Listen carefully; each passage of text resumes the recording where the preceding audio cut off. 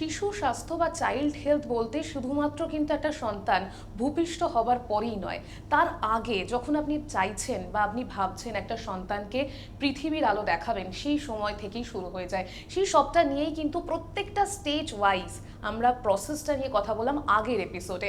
এবার সময় এসেছে সন্তানকে ভূপৃষ্ঠ মানে পৃথিবীর আলো দেখানোর যে প্রসেসটা, মানে ডেলিভারির সময়টা, সেইটা নিয়ে আলোচনা করার। এই মুহূর্তে আমার সঙ্গে উপস্থিত রয়েছেন এইমসের ডিপার্টমেন্ট অফ নিউনেটোলজির HOD professor doctor Arun Singh. ওনার সঙ্গেই এই এপিসোডটা আমি কন্টিনিউ করবো। স্যার, আগের এপিসোডে আমরা আলোচনা করছিলাম যে বিষয়গুলো নিয়ে, বেশ ইন্টারেস্টিং তো আমার লেগেছে, আশা করি দর্শকদেরও লাগবে।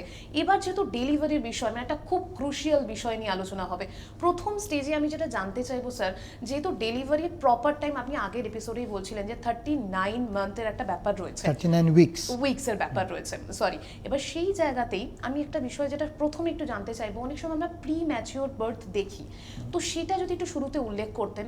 তো সেই জায়গাতে তো বাবা মার কিছু করণীয় থাকে না, হয়ে যায় বিষয়টা, কিছু কমপ্লিসিটি থাকে, তার জন্য হয়ে যায়। সেই জায়গাতে বাবা মার কি করণীয় থাকবে যখন একটা বাচ্চার সময়ের আগেই ডেলিভারি করার প্রয়োজন এসে যাচ্ছে?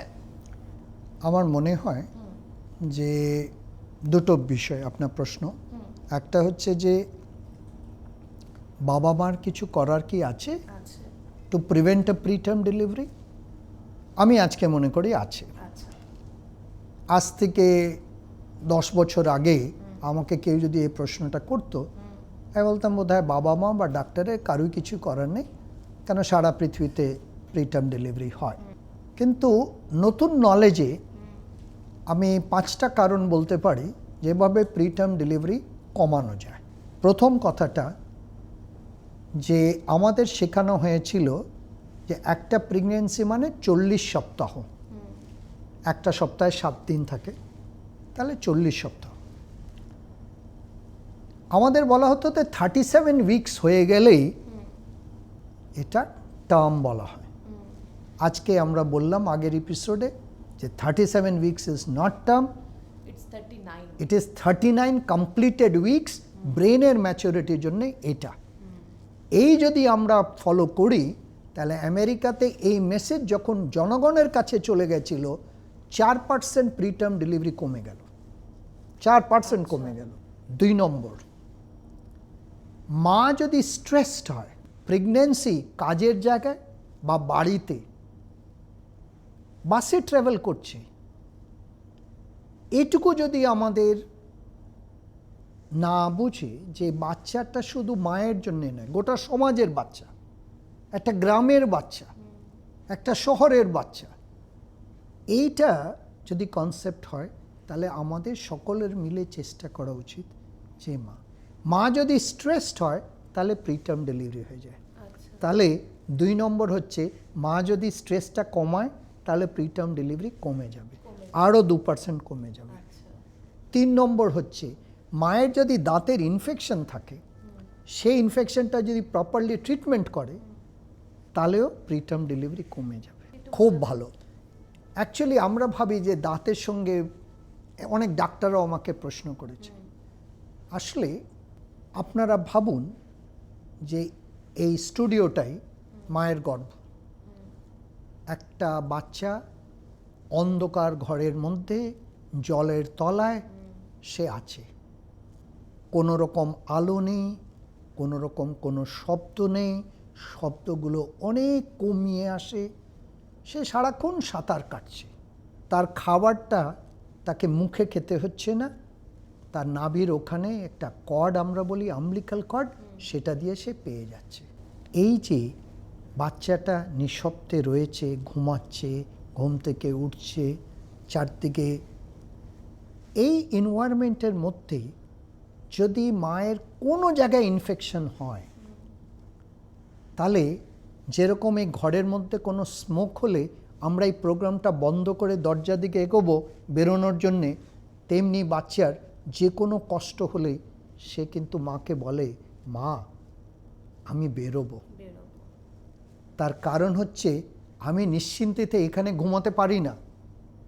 ফলে preterm delivery or the labor process is decided by the baby. It is neither decided by the mother nor can it be decided by the doctor.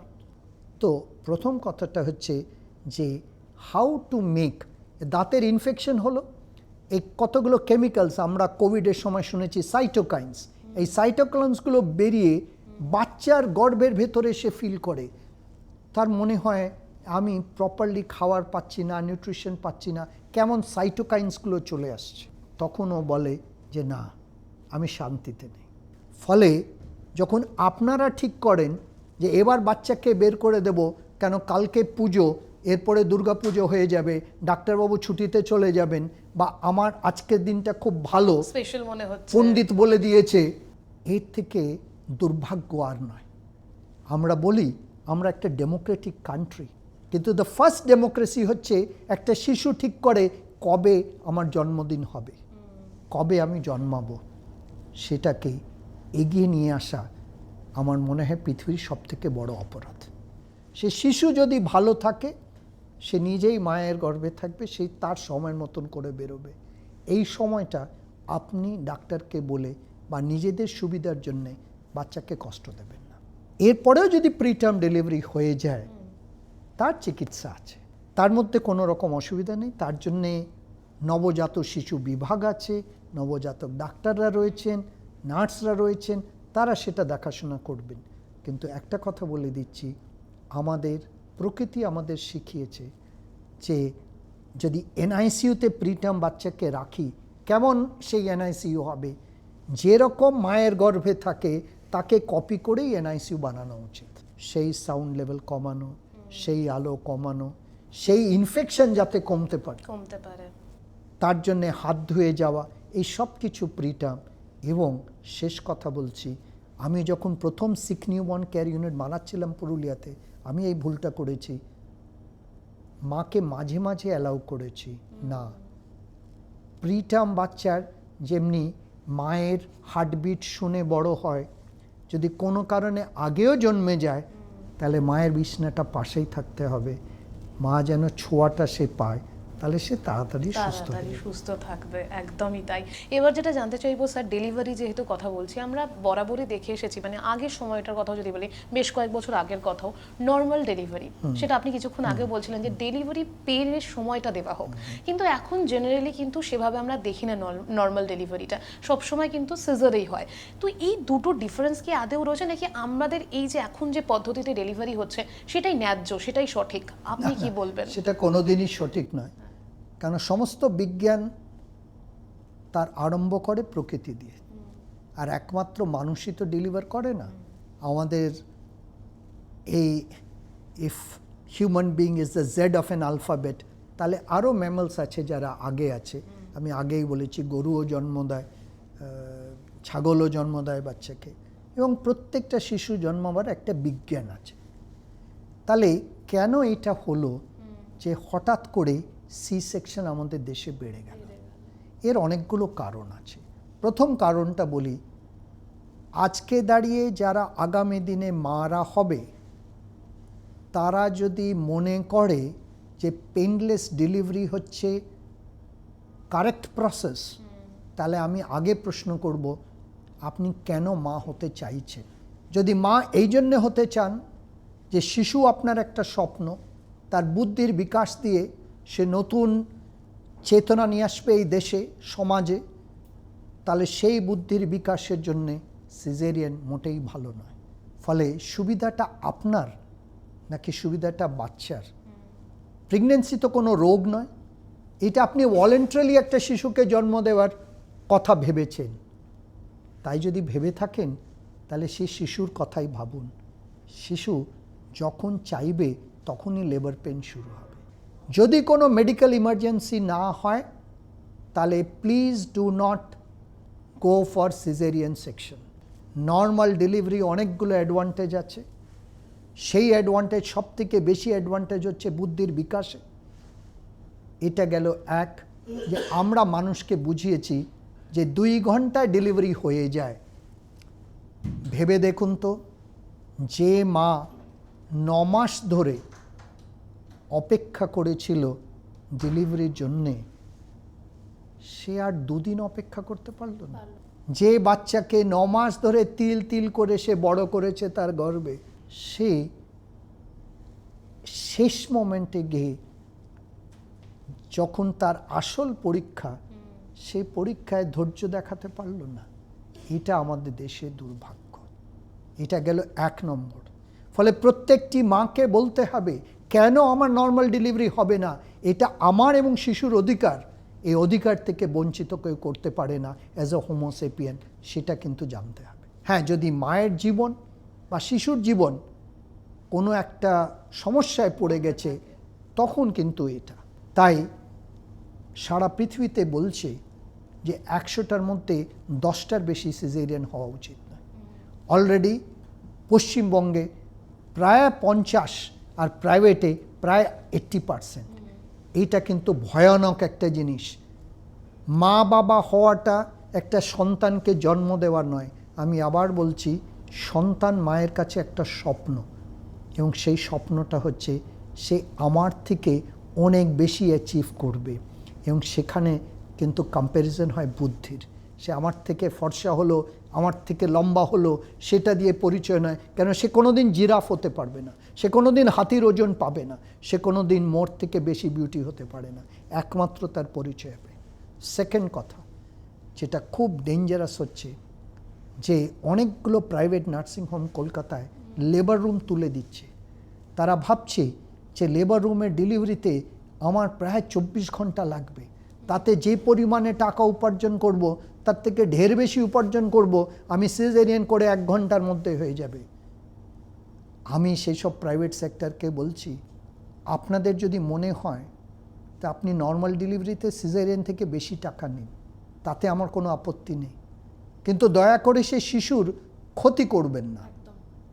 সে ক্ষতির মানে হচ্ছে আজকে সে শিশু নয়, ভবিষ্যতে গোটা সমাজ, গোটা দেশ।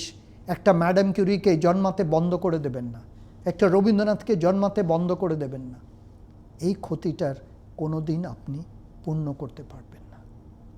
আপনার যদি টাকা লাগে, আপনি নর্মাল ডেলিভারি করুন।